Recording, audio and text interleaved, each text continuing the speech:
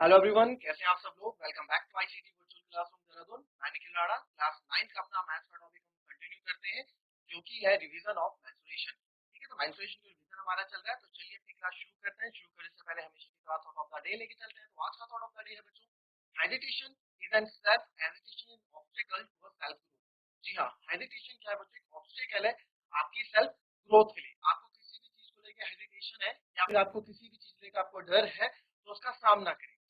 काफी बच्चे होते हैं, जैसे फॉर एग्जांपल इंग्लिश बोलने में आप हेजिटेट करते हैं ना, तो क्यों कर रहे हो उसको, उसका सामना करो, बोलो। गलत ही तो बोलोगे, है ना। ज्यादा ज्यादा क्या होगा, गलत बोलोगे तो सामने वाला सही करेगा। कुछ एग्जांपल्स ऐसी होती है कि आपका कोई इसमें टीजिंग करता है, बट आपको उसकी उसकी तरफ देखने की जरूरत नहीं है। फॉर एग्जांपल मैथ्स आप हेजिटेट करते हो, किसी टॉपिक से लेकर हेजिटेट करते हो, तो उससे हेजिटेट करके कुछ नहीं होगा, वो आपकी ग्रोथ को रोकेगा। तो उसका सामना करें। कब तक आप डरोगे, तो कब तक आप हिचकिचाओगे, तो उस चीज का आप सामना करो। फॉर एग्जाम्पल आपको अलजेब्रा से दिक्कत है, तो अलजेब्रा के बारे में जानो, और अच्छे से जानो यार कि कैसी चीजें होंगी, उसके बारे में और अच्छे से पढ़ो, उसका सामना करो। ठीक है, तो ये था हमारा आज का थॉट ऑफ द डे। तो चलिए फिर शुरू करते हैं और क्वेश्चन स्टार्ट करते हैं अपना।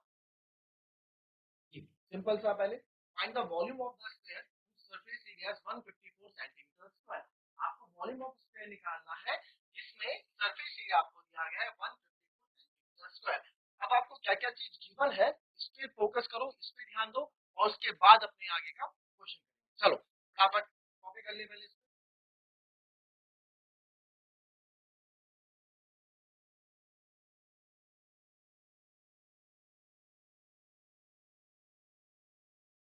चलिए, आया आंसर, एनीवन।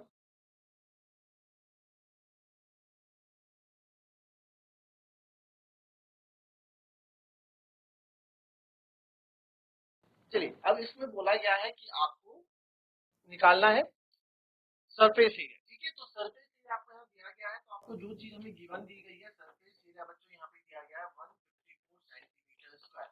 और इसके अलावा हमारे पास कुछ भी आइडिया नहीं है, कुछ भी given हमारे पास चीजें नहीं है, तो आप कैसे इसको solve करोगे ना। तो सर हमें वॉल्यूम निकालना है, वॉल्यूम के लिए आपको फॉर्मूला होता है 4/3 पाई आर क्यूब। अब यहाँ पे जो चीज नहीं है वो है आपका रेडियस। रेडियस आपको नहीं, तो रेडियस कहाँ से निकलेगा, मैंने आपको हमेशा बोला है, कोई खजाना नहीं है कि आपको कहीं से ढूंढ के लाना है या कुछ। आपको चीजें यही क्वेश्चन में गिवन है, उसी का यूज करना है। ठीक है, सरफेस एरिया आपको दिया गया, तो सरफेस एरिया की हेल्प से आप चीजें लेके आओ। ओके, तो सरफेस एरिया की हेल्प से चीजें लेके आओगे, तो सरफेस एरिया होता है 4 पाई आर, 4 पाई आर स्क्वायर। ठीक है, तो सरफेस एरिया हमें देखा है 154, 22/7 इंटू आर। हमें आर स्क्वायर चाहिए, तो आर स्क्वायर को अकेला रखो, बाकी ये 7 इधर आ जाएगा, एंड 22 मल्टीप्लाई बाय 4 इधर आ जाएगा, इधर हमारे पास आर। क्लियर, तो जो जो चीजें कट होनी हो कट कर देते हैं। 22, अब देखो 4 और 1 5, यानी 11 से जा रहा है नहीं, मैं डायरेक्ट भी कट कर सकता था, बट आप लोग जैसे कट करते हैं वैसे। 11 टू 22, 11 वन 11, 14, फिर 2 7 14। तो यहाँ पे जो आर स्क्वायर मेरे पास आ गया, इसमें पलटा के लिखो। ठीक है, आर स्क्वायर आ गया 7 इंटू 7, 49 अपॉन, बट हमें आर स्क्वायर नहीं चाहिए, हमें तो रेडियस चाहिए, है ना, रेडियस चाहिए। तो रेडियस कैसे निकलेगा, आर स्क्वायर, आर तो यहाँ से स्क्वायर हटेगा, तो इधर स्क्वायर रूट निकलेगा, इधर स्क्वायर हटेगा, स्क्वायर रूट लगेगा। ठीक है, तो 49/4। आर यहाँ पे मेरे पास आ गया 7/2। 49 किसका होता है बच्चों, 7 का। ठीक है, और ये 4 होता है 2 का, तो रेडियस मेरे पास क्या आ गया, 7/2। ये चीज समझ में आई, radius equal to 7/2। Okay cool. Now we are going for volume. Volume is 4/3 pi cube. So 4/3 into 22 upon 7. Radius is 7/2, 7/2 और 7/2। ठीक है, r cube। यानी कि रेडियस पता लग गया। अब हमें बस सॉल्व करनी है, and you will get your answer. 7 से 7 कट हो जाएगा। ठीक है, 2 2 जा 4, ये कट हो गया। इसको और छोटा कर दो, 2 11 जा 22। ठीक है, तो यहाँ पे चीजें आसान हो गई हैं। यहाँ पे आ जाएगा हमारे पास 11 इंटू 49 अपॉन 3। तो इसको फाइनल हम कर देते हैं। 11 9 जा 99, 9 कैरी, 11 4 जा 54 और 9 आपका होता है 53। 539 अपॉन 3 सेंटीमीटर क्यूब। ठीक है, आप इस आंसर फिर आपसे पॉइंट का आंसर पूछा है तो पॉइंट में आपको इसको डिवाइड कर देते हैं 3 से 539 को। 3 1 3, 5 3 के 2 30, 3 7 21, 3 8 24, है ना, 9 में से 4 गया,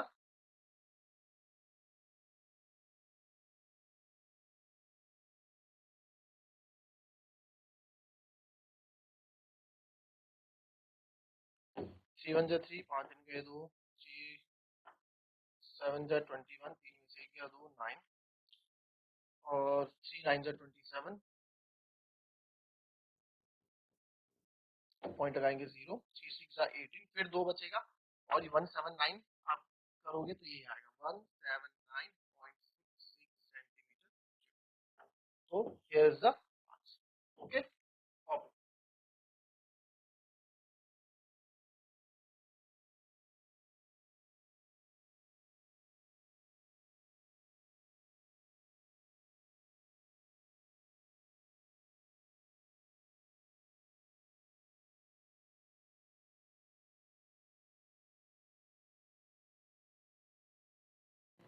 फिर नेक्स्ट क्वेश्चन देखते हैं।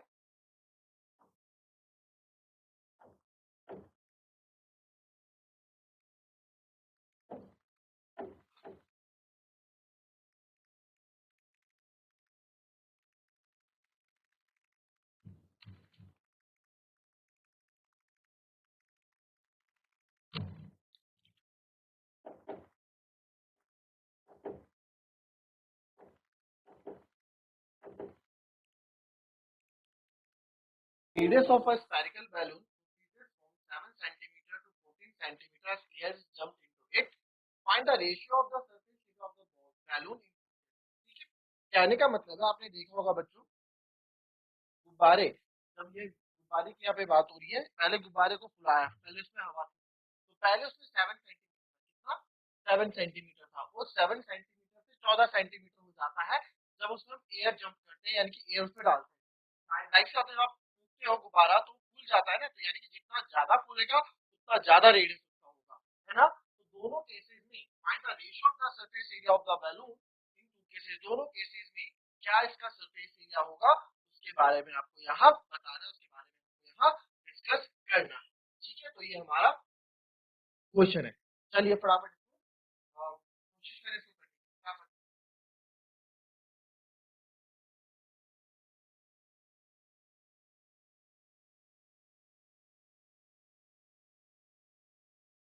चलिए इस क्वेश्चन को देखते हैं। ये क्वेश्चन भी इजी है, अच्छा है। द रेडियस देखो 7 सेंटीमीटर थी, रेडियस जो है R1 से लिया R2, है ना, यानी कि 7 सेंटीमीटर से वो हो गया 14 सेंटीमीटर। तो दोनों केसेस में उसके सरफेस एरिया का रेशियो अनुपात बताना है। ठीक है, तो इसको कैसे करेंगे, व्हेन पहला case, when radius R equal to 7 centimetre. ठीक है, तो सरफेस एरिया इसका हो जाएगा 4 pi R square, 4 into 22/7 multiply by R square, यानी कि 7 मल्टीप्लाई बाय 7। ठीक है, तो आप इसको कट, यहाँ पे जो चीजें होंगी, ठीक है, 7 से 7 कट कर देंगे और यहाँ पे मेरे पास वैल्यू आ जाएगी 4 7 ज़ा, मैं क्या करूँगा 22 4 ज़ा 88, 88 into 7, तो 7 8 ज़ा 56, 5 कैरी, 7 8 ज़ा 56, 56 और 5 616 सेंटीमीटर स्क्वायर। ठीक है, तो ये 616 सेंटीमीटर स्क्वायर हो गया। अब व्हेन R इक्वल्स टू, जब रेडियस आपका क्या है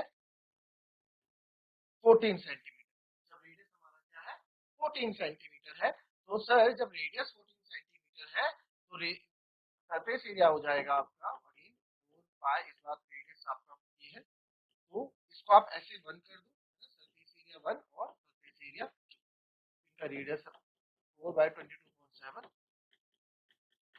14 इंटू, तो इसको हम कट करेंगे, 7 2 14। तो अब यहाँ देखोगे आप, अब आपको ये समझ में आना चाहिए कि काफी बच्चे सोचते हैं कि डबल हो जाए, है ना। देखो सरफेस एरिया कितना आएगा यहाँ पे 22 4 जा, अब मैं 22 को नहीं छेड़ूंगा, ठीक है, तो ये जाएगा 14 2 जा 28, ये 20 और 14 2 जा 28 मैंने क्या 9, अब मैं 28 पूजा में इजी से कर सकता हूँ, है ना, तो 28 पूजा 56 5 कैरी अगेन 28 पूजा 56 56 और 5 616 इनटू, तो इसको हम करेंगे 6 4 जा 24। अब देखो मैं ना इसको, अब आप मैं यार थोड़ा स्मार्ट वर्क 616 आ गया मल्टीप्लाई बाय 4। अब आपको पता है कि आपको क्या निकालना है, रेशियो निकालना है ना, यू नो दैट कि अभी रेशियो निकालना है, तो यहाँ पे 616 आपकी आप ही तो निकाल रहे हो, ऐसा तो है नहीं कि भाई पहला सरफेस एरिया किसी और ने निकाला, दूसरा आप निकाल रहे हैं, ऐसा दोनों आपने निकाला, आपको पता है पहले का 616 है, तो आप इसको ही छोड़ दो, रेशियो में आपको पता है अनुपात डिवाइड होता है ना, तो इजी से चीजें कट जाएंगी। तो हमें क्या करना है यहाँ पे, अब हमें सरफेस एरिया का अनुपात निकालना है, रेशियो निकालना है, तो रेशियो ऑफ देयर सरफेसेस।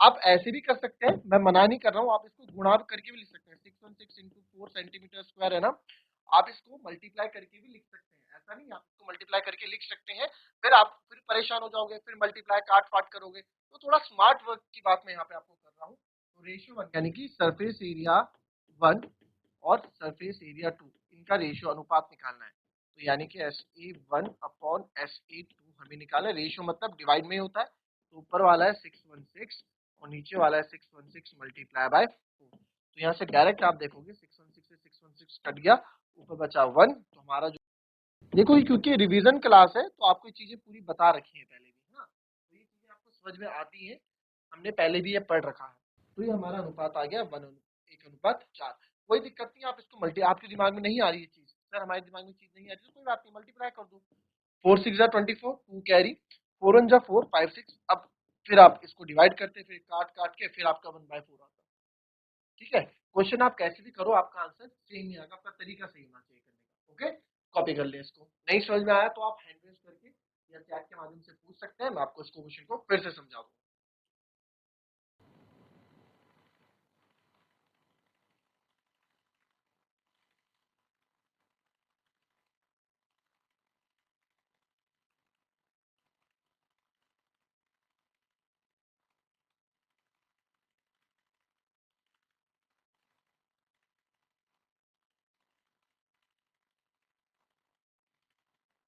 चलिए एक चीज और देखें अब, इसमें एक चीज और आप समझिए, अगर आपको, ठीक है, इफ यू हैव, अब जहां भी आपको पता है क्वेश्चन है, देखो बता देता हूँ, जितना हम स्मार्ट वर्क करेंगे, जितने हम चीजों को अच्छे से समझेंगे, वो आगे जाके आपके लिए हेल्पफुल ही होगा। अब यहाँ पे आपने देखा क्वेश्चन में हमने देखा कि हमें क्या है, हमें इसका सरफेस एरिया बैलून का जो दोनों केसेस है इनका रेशियो चाहिए, ठीक है, तो सर जब रेशियो चाहिए था तो अब मैं डायरेक्ट करूंगा, है ना, पहला रेडियस वन कितना था 7 सेंटीमीटर, तो इसका सरफेस एरिया हो जाएगा 4 पाई r स्क्वायर, ठीक है, तो यहाँ पे आपको पाई की वैल्यू नहीं रखनी, क्योंकि आपको पता है कि हमें रेशियो निकालना है, आगे जाके डिवाइड होना ही है, और दोनों का सरफेस एरिया का रेशियो निकालना है, तो पाई तो कैंसिल हो ही जाएगा वैसे भी, तो 4 पाई r, r था आपका 7 का स्क्वायर, तो 7 का स्क्वायर आप यहाँ लिख दो, 7 7 का,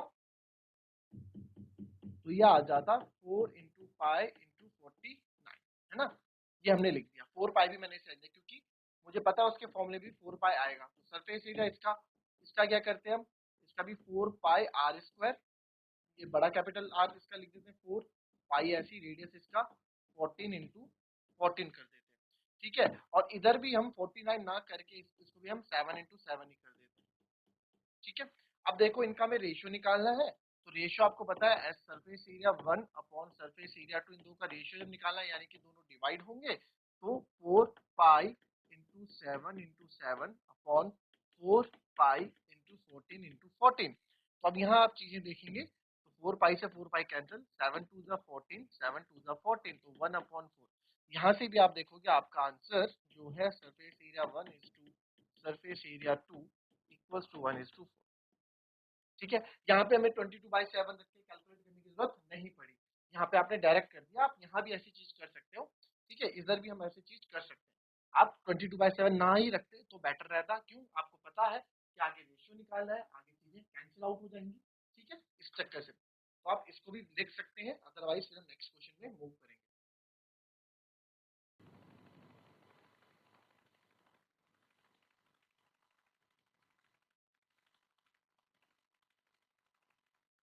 चलिए नेक्स्ट क्वेश्चन पे आते हैं। देखो बहुत अच्छा क्वेश्चन है ये। The side of a right angle triangle containing the right angle,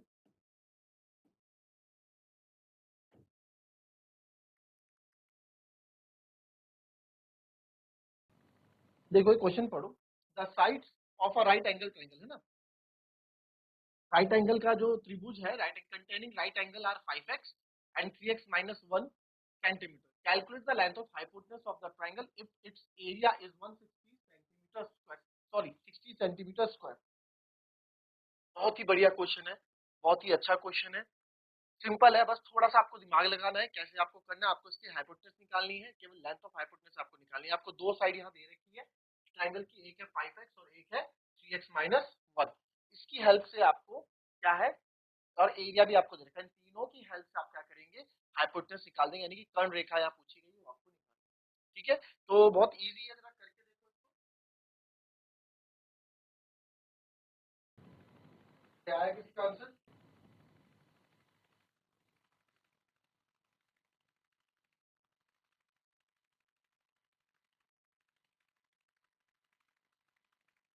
Does anyone have an answer? किसी का आंसर आया बच्चों?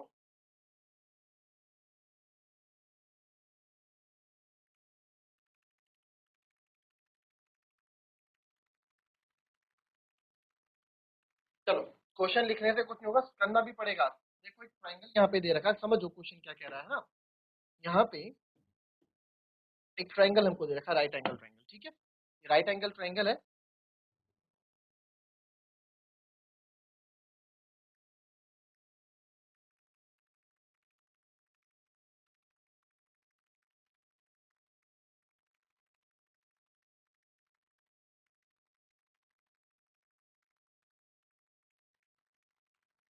ठीक है, ये राइट एंगल ट्राइंगल है। अब इसमें ये 90 डिग्री है ना। ए बी सी नाम दे दो, A B C. Right angle वाली साइड एक 5x बोल दिया और एक बोल दिया 3x minus 1। ठीक है, एक 3x minus 1 है। Calculate the length of hypotenuse, आपको हाइपोटेनस यानी हाइपोटेनस कर्ण रेखा AC, ये मेरे को ये फाइंड आउट करना है। और क्या बोला गया है, और आपको एरिया दिया गया है, एरिया 60 सेंटीमीटर स्क्वायर। क्या सब हीरोन फॉर्मूला लगेगा, हीरोन का सूत्र लगेगा? नहीं। क्यों? क्योंकि यहाँ पे सर हमें हाइट ऑलरेडी पता है, राइट एंगल ट्राइंगल में हमें हाइट पता होती है ना। तो आपको जब एरिया दे रखा है तो आप इन ट्राइंगल आप इसको यूज करोगी।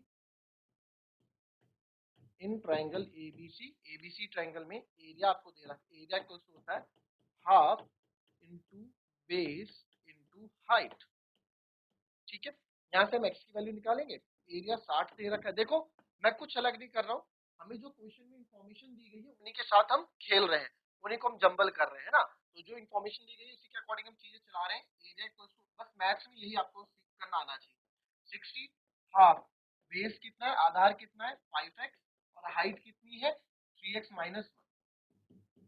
ठीक है, तो अब तो ये 2 से कोई कटेगा नहीं, तो कोई बात नहीं, इस 2 को इधर ले आओ।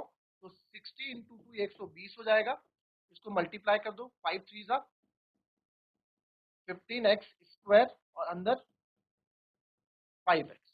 अब आपने पिछली क्लास में हम लोगों ने सबने पढ़ा हो गुणनखंड फैक्टराइजेशन क्लास 8 में, वो चीज यहाँ आ गया। तो इस 120 को उधर ले जाएंगे, 15x square minus 5x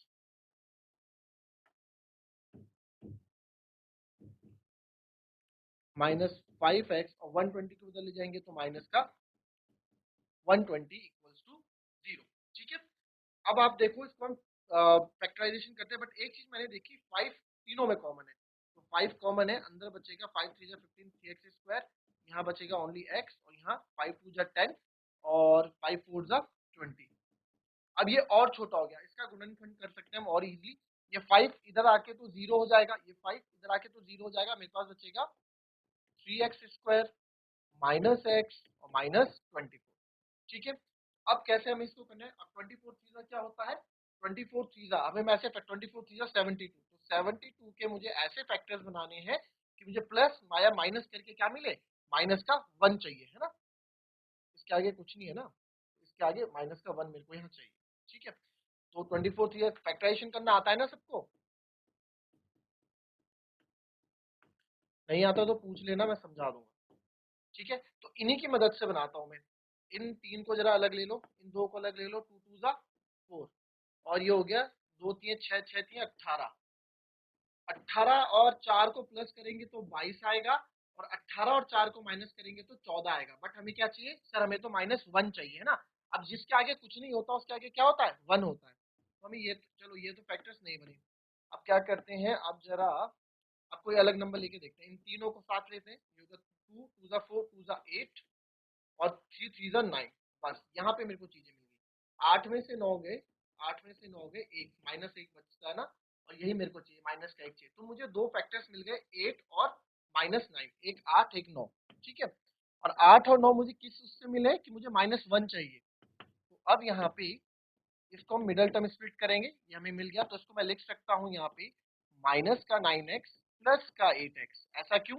minus plus minus, तो 9 में से 8 गया, बचेगा 1। साइन किसका बढ़ा है? माइनस का, तो आ गया -x, वही चीज हमने की।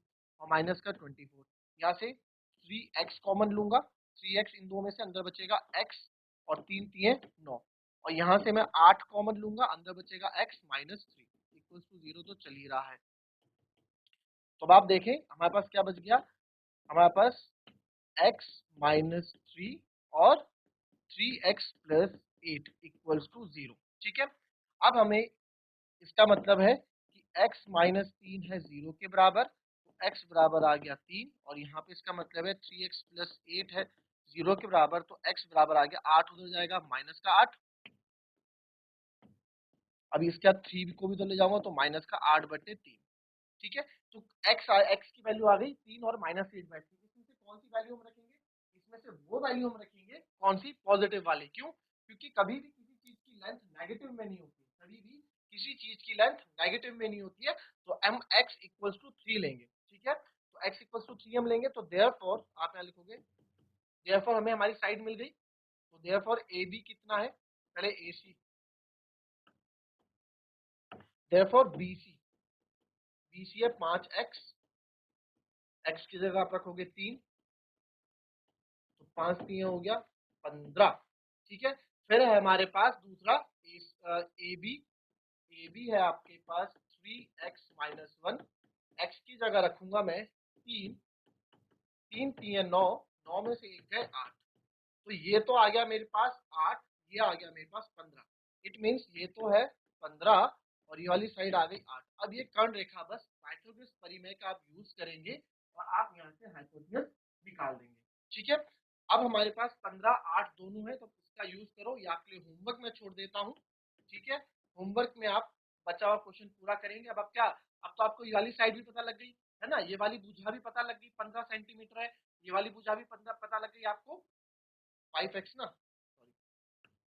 सॉरी, ये वाली है 15 और ये वाली है 8, है ना। ये 15 है, ये 8 है, तो आपको पता लग गया। तो अब 8 भी है 15 भी है, पाइथागोरस परिमेय का यूज करो, और आप इसमें हाइपोटेन्यूज यानी कि कर्ण रेखा निकाल के ले आओ। तो बहुत इजी ये क्वेश्चन है। ठीक है, बस थोड़ा कैलकुलेटिव था, यहाँ फैक्टराइजेशन करना था आपको, गुणनखंड। अब काफी बच्चों को गुणनखंड नहीं आता है, अगर 8वीं क्लास का चैप्टर है, 8th क्लास का चैप्टर है फैक्टराइजेशन, अगर नहीं आता है तो आप पूछ सकते हैं, मैं एक दिन फैक्टराइजेशन की क्लास आपको करा दूंगा। क्लियर? तो मिलते हैं आपसे अपनी नेक्स्ट क्लास में, तब तक के लिए be happy, be healthy and be safe. Thank you and have a nice